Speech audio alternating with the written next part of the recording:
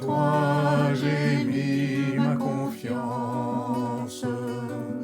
Ô Dieu très saint, toi seul est mon espérance et mon soutien.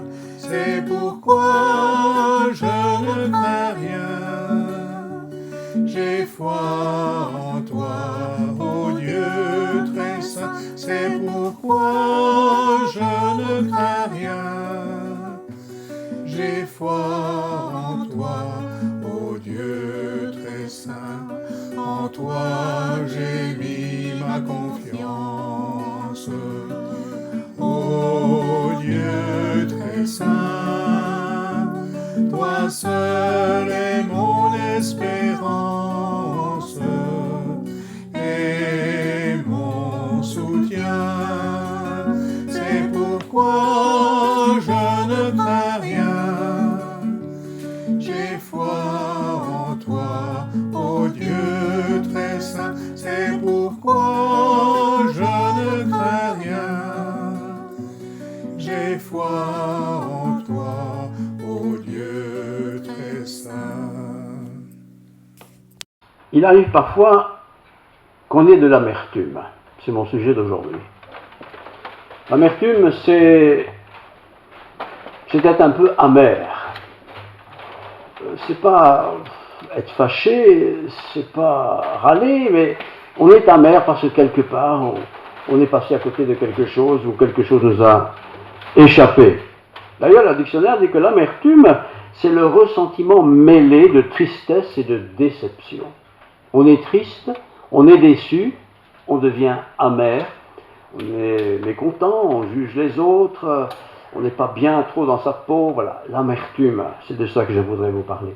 Et l'amertume n'est pas nouveau. Le peuple d'Israël, après avoir quitté l'Égypte, alors qu'ils avaient été esclaves pendant tant d'années, sont très vite devenus amers. Pourtant, ils ont quitté l'Égypte, ils ont quitté l'esclavage, ils allaient entrer dans le pays promis, mais ça mettait plus de temps que ce qu'ils avaient pensé. Et pendant tout ce parcours, nous allons voir les exemples, ils ont été amers. Je ne sais pas si ça vous arrive d'être amer. Amer parce qu'on est jaloux sur quelqu'un qui, dans le fond, est comme vous, et pourquoi lui réussit mieux les choses et moi, je suis dans mes affaires, ça ne tourne pas trop rond, je ne sais pas pourquoi. La famille, les enfants, les parents, ça ne marche pas toujours très bien et on devient amer. Et quand on est amer, évidemment, vous allez le voir, on n'est plus tout à fait ce qu'on était peut-être quand on était jeune ou jeune adulte. On est amer et on devient très vite critique. Et je comprends, prendre un exemple. Vous avez au mois de mars décidé d'aller en vacances à la côte belge. Et vous avez un peu regardé toutes les pubs et vous avez vu une belle annonce, appartement, belle vue, pas d'escalator mais c'est pas très haut, et vous, vous avez un bon prix. Alors vous dites, ça c'est bien, je vais aller à la côte belge, mais voilà, la mer, c'est pas trop haut, ça va être super. Et vous signez le contrat et vous payez. Et puis vous arrivez à la côte belge, là où ça se trouve plus ou moins. Pas d'escalator. Vous êtes au 4e étage, vous n'avez plus 20 ans, et de plus est, vous ne voyez même pas la mer, vous voyez la ville. Vous dites, mais je me suis fait avoir. On ne peut pas partir. Sinon on perd sa caution, on perd son paiement. Et vous êtes amer pendant tout le temps de vos vacances. Vous râlez quoi. On ne peut rien y changer, mais vous râlez quand même. C'est ça l'amertume. On râle, on en veut, on est mécontent. Les vacances, si elles durent 15 jours, ça 15 jours que vous serez mécontent. Si en plus il pleut par-dessus le marché, ça évidemment, ils n'ont pas pu prévoir. Alors là, c'est la totale. On est amer. Ou alors encore, voilà, vous avez acheté une maison, vous avez vu les plans, vous avez vu les dessins, les images, un peu le quartier, tout ça, on vous a montré un bon prix, super bon prix, mais il faut se décider très vite. Vous savez comment ça marche, le commerce. Et dit, voilà, ça c'est qu'il me faut, c'est un beau quartier, c'est un bel endroit. Et vous signez. Et puis vous déménagez. Et vous allez dans cette maison. Bah oui, la façade, c'était bien ce qui était sur le dessin. Les pièces, c'était bien ce qu'ils avaient dit. Seulement, voilà, tout est humide, très humide. Et apparemment, c'est pas prêt d'être oublié. Vous devenez amer. Les gens, il n'y a que des étrangers. Vous êtes là au milieu des étrangers, vous qui ne supportez pas les étrangers. Voyez, on est amer. Et l'amertume est quelque chose qui est aussi chez le chrétien. On est amer. On a choisi une église, ou on a choisi un mari, une épouse, chrétien, chrétienne, tout ça, oui. Mais ça n'est pas comme on le pensait. Et on devient amer.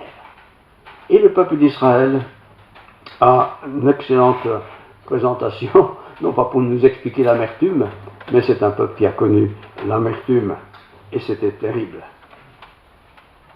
Faites attention quand vous changez d'emploi. Faites attention quand vous changez de voiture et par correspondance. Faites attention quand vous tombez amoureux. Je le dis, parce que vous serez peut-être déçus. Faites attention. Parce que quand dans le parcours de votre vie, il y a l'amertume qui arrive, c'est quelque chose qui ne s'efface pas facilement et qui ne se répare pas facilement. Le peuple d'Israël, vous le savez, a vécu pendant de longues années en Égypte, des esclaves. Tout ce qu'ils avaient à faire, c'est des briques, patauger dans la boue, faire de la boue pour faire des briques. De père en fils, de génération en génération, ils ont fait ça. Ils étaient très nombreux. Mangez pas trop, faisait très chaud. Bien sûr, il y avait des prédicateurs qui leur promettaient que Dieu va les délivrer, c'est vrai, mais les années passent et c'est toujours la même chose. Et le peuple est devenu très amer. Non seulement ils devaient faire le travail, et s'ils ne le faisaient pas, ils étaient roués de coups, mais en plus ils étaient amers. Je ne sais pas si vous êtes amer de choix que vous avez fait il y a 10 ans, 15 ans, 20 ans. Et quelque part, vous dites, je suis prisonnier de ça, je ne peux pas me dégager de ça. Et on est amer. Et si on est chrétien, on en veut presque un peu à Dieu, quoi. Pourquoi tu m'as laissé faire? Peut-être Dieu nous a avertis 100 fois, mais on n'a pas écouté. L'amertume.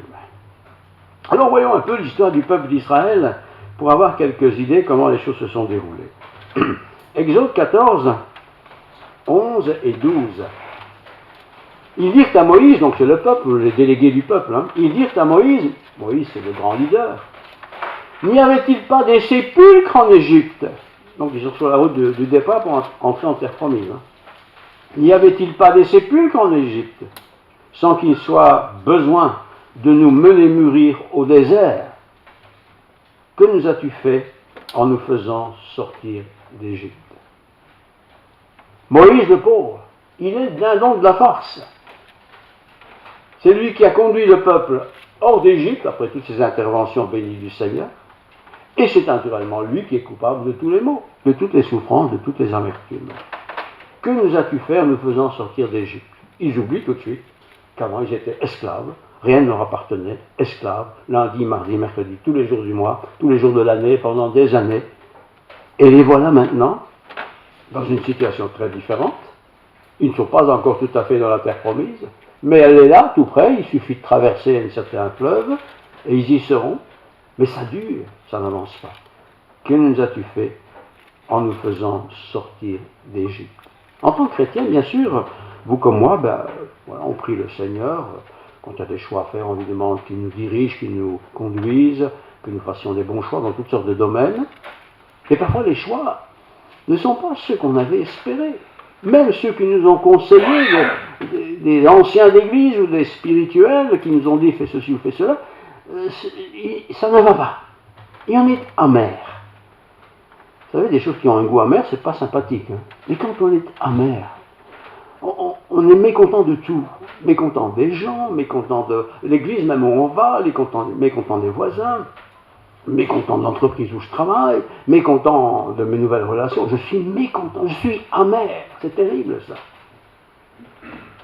Donc 14, 11 et 12, n'est-ce pas là ce que nous te disions en Égypte? Ils sont quand même culottés, vous savez.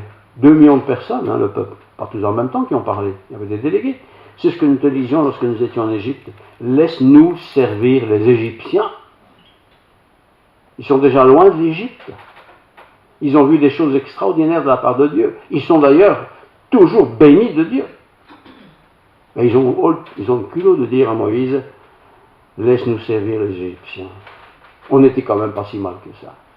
Voyez? Car nous aimons mieux servir les Égyptiens que de mourir dans le désert. Et quand on est dans l'amertume, frères et sœurs, soyez sûrs d'une chose, c'est qu'on amplifie toujours le problème. On en rajoute une couche, au point que le problème, ou le chagrin, ou la tristesse s'amplifie. Mais c'est nous qui l'amplifions. Et nous l'amplifions en regardant le passé, en disant du passé, ah, c'était quand même pas si mal que ça, on était quand même bien. Tout le peuple d'Israël, conduit certainement par quelques leaders, viennent critiquer Moïse parce qu'il les a fait sortir de l'Égypte. Ils ont déjà oublié les 10 plaies. Ils les ont vécues. Hein. Certaines, ils ont été touchés, beaucoup d'autres, non. Mais ils ont déjà oublié. Et très vite, quand on est amer, on oublie tout ce qui était bien. Tout ce qui était bien dans le projet. L'amertume. Versets 15 et 16, 14, 15 et 16. L'Éternel dit à Moïse, parce que l'Éternel, il sait tout, il voit tout. Pourquoi s'écrie? Pourquoi les gens crient là? Parle aux enfants d'Israël et qu'ils marchent. Mais ils étaient arrêtés, ils ne bougeaient plus. Alors pensez bien, il fait chaud. Pas beaucoup d'eau à boire. Peut-être même pas d'eau du tout. Alors bien sûr, ils se mettent à critiquer Moïse et son frère Aaron. Pourquoi tu nous as fait quitter de l'Égypte? Toi, lève ta verge, étends ta main sur la mer et fends-la. Et les enfants d'Israël entreront au milieu de la mer à sec. Ça, c'est la réponse de Dieu. Se retrouver devant une mer, un grand fleuve, beaucoup d'eau. C'est l'Égypte, on n'était pas si mal que ça. Il faisait chaud, on crevait évidemment, travaillait sans cesse. Mais ils étaient là. Ils ne connaissent pas Dieu. En fait, ils connaissent Dieu, mais ils n'ont pas confiance en Dieu. Comme parfois, nous, les chrétiens, soyons honnêtes, on est croyants, on est chrétiens, on va à l'église, on fait tout ça. Et puis quand il y a quelque chose qui ne tombe pas rond, ça a l'air un peu de durer, on devient amer. Mais Seigneur, pourquoi? Pourquoi tu m'as fait signer ce contrat avec cette société-là? Pourquoi, Seigneur, tu m'as engagé dans cette entreprise-là? Tout avait l'air beau. Je me suis fait avoir. Et je suis piégé. Et on devient amer, et en fin de compte, c'est Dieu qui est le responsable. C'est Dieu qui est le responsable. Attention, quand vous donnez des avis à l'un ou à l'autre, on vous écoute, parce que peut-être vous êtes bien. Mais si celui qui a entendu l'avis se trouve un jour dans la misère, mais tu m'avais conseillé de faire ceci. Non, je t'avais donné un avis, je ne t'ai pas dit que tu devais le faire. Oui, on ne fait pas trop les nuances là. Et on est amer. Ça va très vite. C'est difficile. Alors, toujours dans ce même livre, Exode chapitre 16, parce que ça ne se limite pas à l'eau, toute l'assemblée des enfants d'Israël partit d'Élim et ils arrivèrent au désert de Sin, qui est entre Élim et Sinaï, le 15e jour du 2e mois après leur sortie d'Égypte. Et toute l'assemblée des enfants d'Israël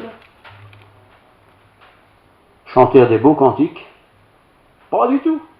Toute l'assemblée des enfants d'Israël murmura dans le désert, pas contre Dieu, contre Moïse et Aaron. Il faut toujours un dindon de la farce. Quand ça ne va pas, on ne va pas dire que c'est de la faute de Dieu. C'est de la faute de celui qui m'a donné son avis. Mon conseiller, celui que j'ai consulté. Alors on pense que parce qu'il est Moïse ou Aaron, ce sont les chefs, ce sont les intimes de Dieu, ils savent tout, pense-t-on. Oui, ils savaient parce qu'ils ont partagé la parole de Dieu. Mais quand ça ne tourne pas comme on pense que ça devrait tourner, on est mécontent, on est fâché, et on accuse facilement celui qui est devant nous en chair et en os. Murmure, amertume. Êtes-vous dans l'amertume aujourd'hui, ce jour? Avez-vous de l'amertume dans le cœur depuis des mois, des années, contre quelque chose ou quelqu'un qui vous a mené, pensez-vous, à faire tel et tel choix? Attention quand on donne son avis. Toujours dire, il me semble que. Ne dites pas que ça vient de Dieu, parce que sinon, si ça ne marche pas, vous êtes coupable. Hein? Faire attention. Un avis, c'est une chose. Il me semble que, c'est beaucoup mieux que de dire, si j'étais à ta place, je ferais. Ah, mais tu n'es pas à sa place. Oui, faire attention. Sinon, on entre dans le murmure, et le murmure est toujours très, très, très difficile à s'en débarrasser. Exode 15, pourtant Dieu veille au grain, versets 22-25. Exode 15, 22-25. Moïse fit partir Israël de la mer Rouge Ils prirent la direction du désert de Chour, et après 3 journées de marche dans le désert, ils ne trouvaient point d'eau. 3 jours de marche dans le désert, point d'eau, c'est pas du café. Ils arrivèrent à Mara, mais ils ne purent pas boire l'eau de Mara. Pourquoi? Parce qu'elle était amère, imbuvable. C'est pourquoi ce lieu fut appelé Mara. Le peuple murmura contre Moïse en disant: que boirons-nous? Après tout, si l'eau est amère, s'il fait très chaud, ce n'est pas de la faute de Moïse. Mais Moïse est la personne physique représentative, celle qu'ils ont dans leur tête, celui qui est supposé parler de la part de Dieu, celui qui consulte Dieu. Attention quand vous êtes serviteur de Dieu, ou conseiller du groupe de jeunes, ou n'importe quel groupe de dames, ce qu'on veut, attention quand vous donnez des avis. Surtout si ces avis ont l'impression d'être très spirituels. J'ai prié pour toi, et voilà ce que le Seigneur m'a dit de dire. Attention, attention, est-ce que c'est vraiment vrai? Est-ce que c'est ma pensée? Chapitre 16, versets 23-24. Et Moïse leur dit: c'est ce que l'Éternel a ordonné. Demain est le jour du repos, le Shabbat consacré à l'Éternel. Faites cuire ce que vous avez à cuire, faites bouillir ce que vous avez à faire bouillir, et mettez en réserve jusqu'au matin tout ce qui restera.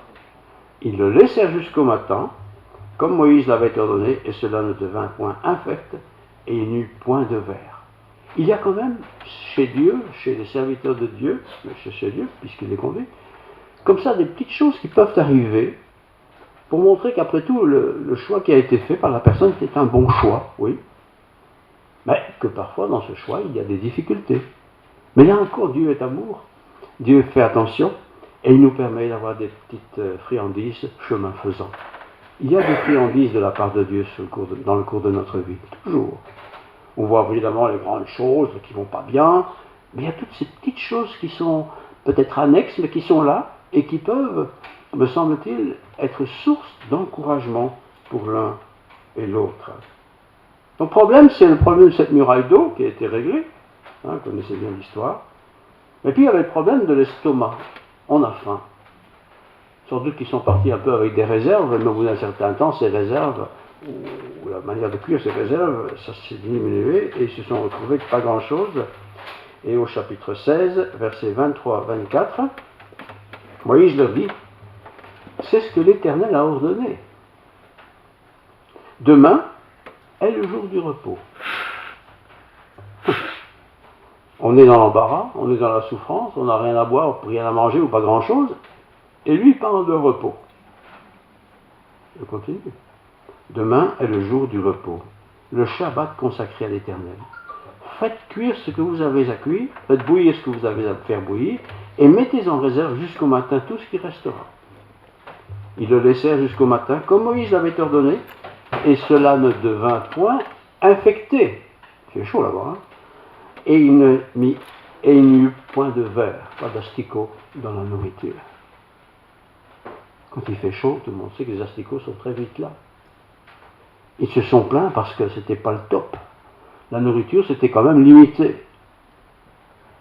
Mais Moïse, de la part de Dieu, ose décerner, partager ce message qu'il a reçu du Seigneur. Et vous verrez de vos yeux, si vous m'écoutez, ce qui va se passer.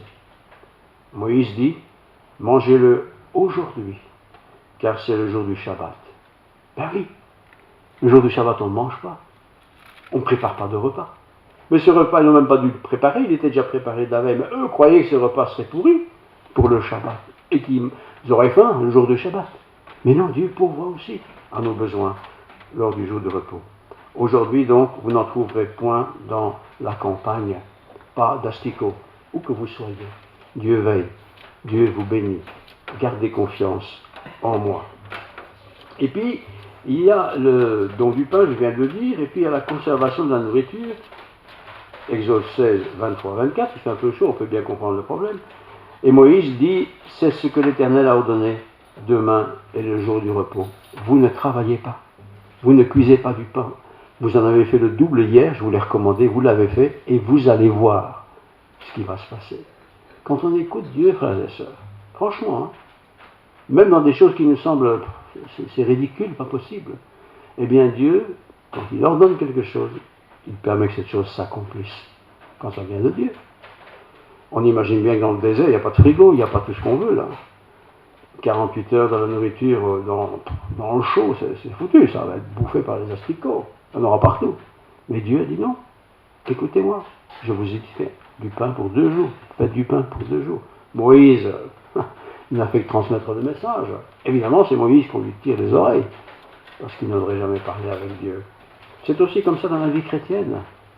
On va consulter quelqu'un, un ancien, un pasteur, un frère dans la foi, etc., une sœur dans la foi, et il nous dit, il me semble que ce serait comme ceci ou comme cela, ou la Bible dit que, et puis on dit, ça va, je vais le faire, et puis ça arrive le lendemain, sur le lendemain, c'est foiré. On se dit, mais tu nous as menés en bateau là, tu nous as raconté des cracks, quoi.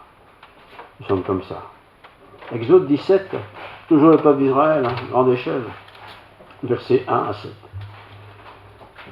Donc ils ont vécu le haut, ils ont vécu de la nourriture et d'autres choses encore. Toute l'assemblée, s'il vous plaît, des enfants d'Israël partis du désert de Sin, selon les marches que l'Éternel leur avait ordonnées, campèrent à Réphidim, où le peuple ne trouve un point d'eau à boire. Problème d'eau, c'est sérieux. Alors le peuple chercha querelle à Moïse. Ils ont déjà été bénis 36 fois, hein. Mais ils ne supportent pas qu'il n'y ait pas d'eau aujourd'hui. Voilà. Donc ils en veulent encore à Moïse. Ils disent, donnez-nous de l'eau à boire. Mais ils sont nombreux, 2 millions de personnes, je vous dis, plus ces animaux. Moïse leur répondit, pourquoi me cherchez-vous querelle? Pourquoi tentez-vous l'Éternel? Pourquoi tentez-vous l'Éternel? Le peuple était là, pressé par la soif. Et il murmurait contre Moïse et disait, pourquoi nous as-tu fait monter hors d'Égypte? Remelote la même chanson, hein. Pour nous faire mourir de soif, moi et mes enfants et nos troupeaux. Vous voyez, quand ça va bien, ça va bien, la vie est belle, hein. Mais quand il y a des soucis, des problèmes, des difficultés, des vraies difficultés, c'est le même discours qu'il y a 6 ans, 10 ans, 20 ans, 2 mois, 3 mois. Et alors, tu m'as dit ceci, tu m'as dit cela. Le pasteur a prêché ceci, cela. Je l'ai fait. Et voilà. Plus d'eau. Rien à boire, rien à manger. Et on n'est pas content. Et on murmure. Et Dieu n'aime pas le murmure. Donc je continue. L'Éternel dit à Moïse, parce que l'Éternel est bon. Donc 17, verset 5. L'Éternel dit à Moïse, passe devant le peuple. 2 millions de personnes, c'est beaucoup de monde, hein, plus les animaux. Et prends avec toi des anciens d'Israël, association des responsables. Il y avait un ancien par tribu. Prends aussi dans ta main ta verge avec laquelle tu as frappé le fleuve, et marche.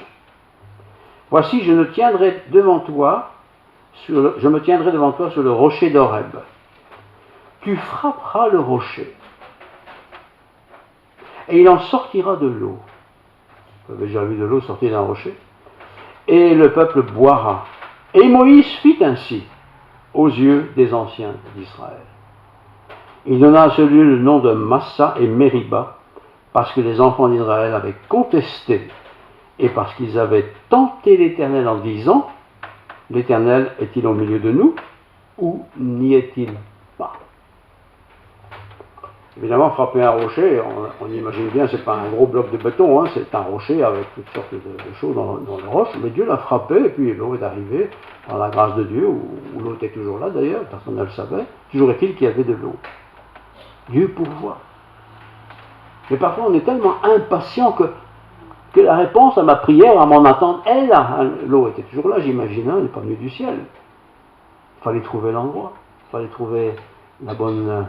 le bon coup de marteau, si je peux dire, sur le rocher pour que ça se brise, pour que l'eau puisse sortir. Et donner de l'eau à 2 millions de personnes, je répète, plus les animaux, ça devait quand même être beaucoup d'eau.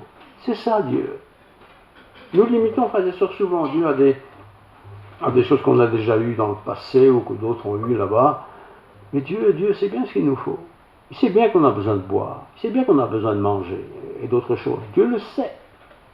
Et parfois, ça nous ment, pour toutes sortes de raisons. On peut bien supporter un jour ou deux, mais après, on se met à râler, quoi. Et on râle sur qui? Pas sur Dieu, on n'oserait pas trop. On râle sur ses représentants, sur les chrétiens qui m'ont peut-être donné leur avis. Vous voyez? Donner un avis, c'est mieux que donner un conseil. Hein. Un avis, il me semble que. Un conseil, tu devrais. Pensons quand on dit ça. Et encore attention, quand je dis c'est Dieu qui m'a dit de te dire, il faut être sérieux avec toutes ces choses-là. Mais voilà, ce peuple-là, cet immense peuple, a vu Moïse faire un grand geste, j'imagine, frapper ce rocher, et puis l'eau qui a jailli, qui a déferlé la colline. Tout le monde a bu, abondamment bu. Ils ont rempli toute leur casserole avec toute cette eau bien fraîche. C'est ça Dieu aussi. Dieu aime aussi que nous passions parfois par l'amertume pour découvrir ce que Dieu peut faire. Ne soyons pas toujours derrière Dieu pour lui demander tout et n'importe quoi.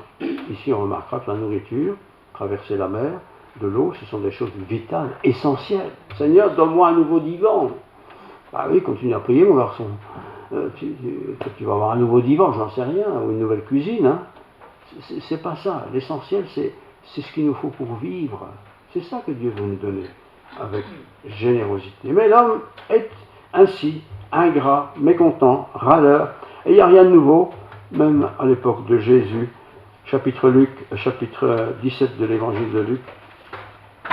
Nous sommes ici en présence de notre Seigneur Jésus. Et voilà ce qui s'est passé, chapitre 17, verset 11 jusqu'à 19.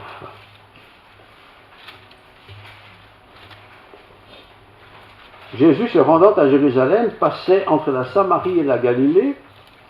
Comme il entrait dans un village, 10 lépreux vinrent à sa rencontre. Vous savez qu'à l'époque, les lépreux ne pouvaient pas être en contact avec des gens qui n'avaient pas la lèpre. Se tenant à distance, ils élevèrent la voix et dirent « Jésus, Maître, aie pitié de nous !» Ils sont lépreux. Leur préoccupation, évidemment, j'imagine, c'est d'être débarrassés de la lèpre. Comme ça, c'est presque pas possible. Mais voilà, fais quelque chose. Dès qu'il les eut vus, Jésus donc, il leur dit « Allez vous montrer au sacrificateur. » Le sacrificateur, on pourrait dire aujourd'hui, c'est le médecin spécialiste. Et pendant qu'ils y allèrent, il arriva qu'ils furent guéris. La lèpre, ça se voit. C'est physique. Ils sont 10. Grande équipe. Ils sont venus vers Jésus parce qu'ils savaient que Jésus pouvait les guérir. Sûrement, mais ils espéraient que sur place, là, Jésus allait faire quelque chose. Allez vous montrer au sacrificateur. On allait chez le sacrificateur quand on était guéri. Mais ils n'étaient pas guéris. Mais ils étaient en chemin.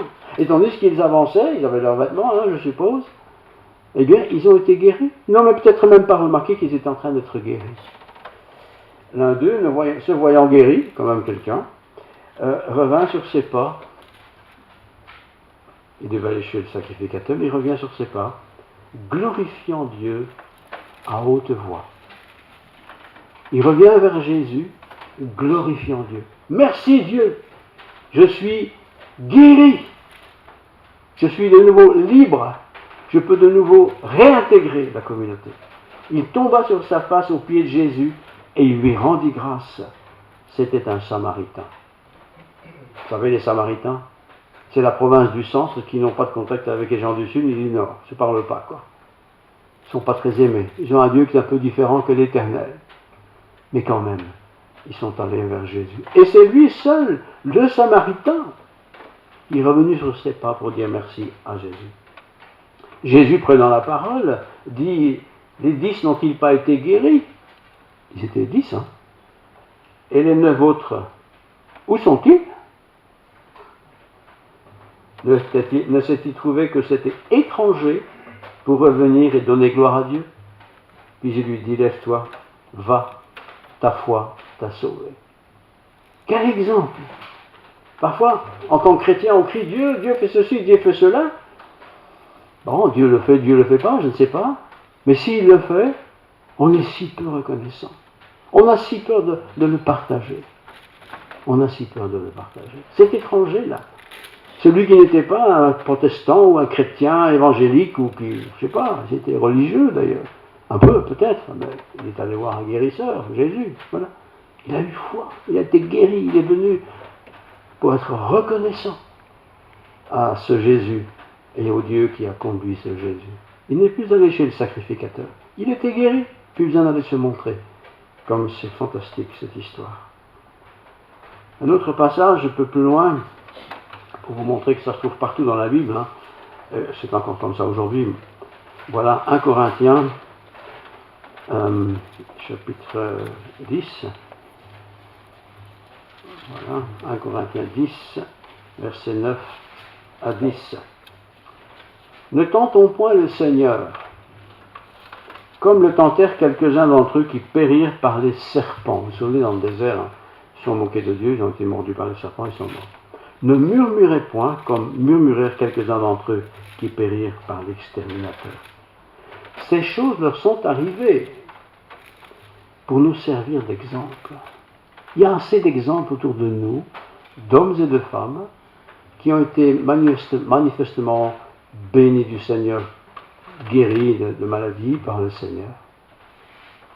On ne doit pas les imiter, on ne doit pas faire comme eux, mais on peut s'inspirer d'eux. Et on peut certainement s'inspirer de personnes qui ont écouté l'instruction suite à cette guérison, cette intervention de Dieu, et qui se sont engagés envers Dieu. 1 Corinthiens 9, 10, ne murmurez pas comme murmurèrent quelques-uns d'entre eux qui périrent par l'exterminateur. C'est rappelé, et c'est Paul qui le rappelle à la communauté de Corinthe, qui était composée en partie, grandement en partie, par des Juifs d'ailleurs. Dans le livre des Nombres, j'arrive à la fin, chapitre 14, versets 26 à 28.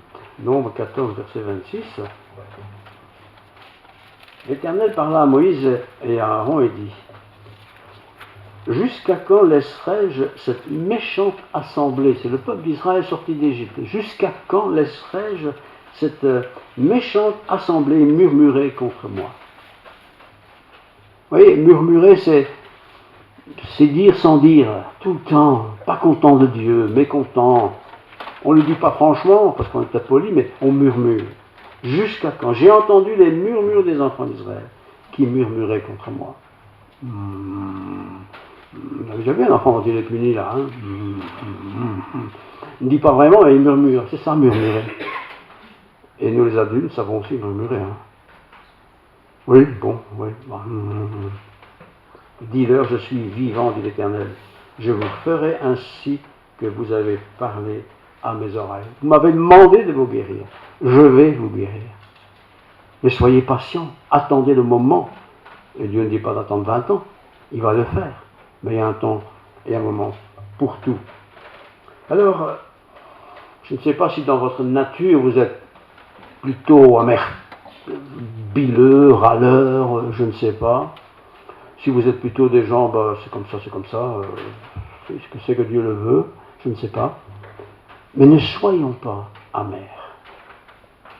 Et ne soyons surtout pas amers en nous comparant à d'autres. Moi et d'autres, on a l'impression qu'ils ne sont jamais malades, tout va bien, en apparence en tout cas, parce qu'après tout on n'est pas chez eux. Et ils ne se plaignent jamais. Et par contre, moi je me plains tout le temps. Pourquoi est-ce que je me plains? Qu'est-ce qui me manque? J'ai une famille, j'ai un travail, j'ai des vêtements, j'ai une maison, j'ai ce qu'il faut. J'ai même une église. Et pourtant, parfois, je murmure. Je suis mécontent de Dieu. Je ne le dis pas vraiment parce que c'est Dieu, mais je le pense quand même. Ne murmurez pas. Dites franchement les choses. Quand vous faites votre prière à Dieu, c'est pas la peine de passer par des tours et des détours pour dire ce que vous avez envie de dire. Il connaît nos pensées. Disons-lui, Seigneur, tu sais, je suis pas content. Hein. Franchement, je suis déçu, quoi. Tu es déçu, mon fils, ma fille? Parce que Dieu parle, hein, par son Saint-Esprit. Pourquoi tu es déçu? Ah, oui, je sais. Lui, il a eu une promotion. Tu es dans la même entreprise que lui, toi tu l'as pas eu, tu pensais l'avoir. Tu as fait comme lui, mais Dieu tu l'as pas eu, c'est lui qui l'a eu. On murmure. On murmure. Il y avait une promotion au GB, mais il fallait aller dans l'heure, sinon c'était perdu. Mon voisin, pas possible, il a été plus vite que moi, il a eu le cadeau, et moi j'arrive, tout est parti. Et je murmure. Je murmure contre la situation, mais en même temps je murmure contre Dieu. Je dis, Dieu devrait quand même pu bloquer cette femme, je sais pas, elle soit en panne avec sa voiture. Hein. Ouais, on est comme ça, murmurer. Il y a un mot, je pense, en luxembourgeois qui dit rommeleur. Je ne sais pas si c'est juste, hein. Enfin, on grogne un peu comme ça. Ne murmurez pas. Dieu sait, et je termine, ce que nous avons besoin. Pas ce qu'on a envie d'avoir. Il le sait aussi, mais il connaît nos besoins. Et il a fait une promesse formelle, je pourvoirai à vos besoins. Et si Dieu, dans sa bonté, nous permet d'avoir des extras, eh bien merci Seigneur, je vais les partager. Je ne vais pas tout garder pour moi, je ne vais pas être égoïste. Ne murmurez pas. Mais d'une manière plus générale, ce n'est pas seulement des choses matérielles desquelles il faut parler, mais aussi des choses spirituelles. Voilà si longtemps que je vais à l'église, là. Hein. Et le pasteur ne m'a jamais demandé de prier. C'est vrai, c'est possible. Il ne m'a jamais demandé de chanter alors que j'ai une si belle voix. Hein. Il ne m'a jamais demandé ceci ou cela. On murmure. Ne murmurez pas. Si tu as quelque chose contre ton frère, va le trouver. Si tu as quelque chose à dire au Seigneur, dis-le lui. Si tu as envie de savoir, va le trouver. Fais la démarche pour que tu ne murmures pas. Parce que murmurer, c'est terrible. On n'aime pas nous-mêmes, en tant qu'adultes, d'avoir des enfants qui murmurent. Hein. Je ne sais pas ce qu'ils veulent, on ne comprend rien. Ils ne sont pas Dieu. Mais ne murmurez pas. Oui, c'est vrai, les bancs craquent. Oui, c'est vrai, ça ne marche pas très bien. Ailleurs, ça marche. Il y a des jeunes qui font ça. Oui, c'est pas parfait. Oui, ne murmurez pas. Peut-être, d'ailleurs, je peux être la solution, entre parenthèses. Peut-être je peux être la solution au problème de celui qui murmure. Si je le sais, je peux peut-être l'aider ou le secourir. Prions le Seigneur. Seigneur, ta parole est la vérité. Nous l'aimons. Tu nous enseignes tellement de belles choses. Et ce que tu nous dis dans ta lettre aux Romains au chapitre 16, que la grâce de notre Seigneur Jésus-Christ soit avec vous tous. Amen. À celui qui peut vous affermir selon mon évangile et la prédication de Jésus-Christ, conformément à la révélation du mystère caché pendant des siècles, mais manifesté maintenant par les écrits des prophètes, d'après l'ordre du Dieu éternel, et porté à la connaissance de toutes les nations, afin qu'elles obéissent à la foi. À Dieu seul, soit sage, soit la gloire au siècle des siècles, par Jésus-Christ. Amen. C'était la fin de la lettre aux Romains. Que Dieu vous bénisse tous.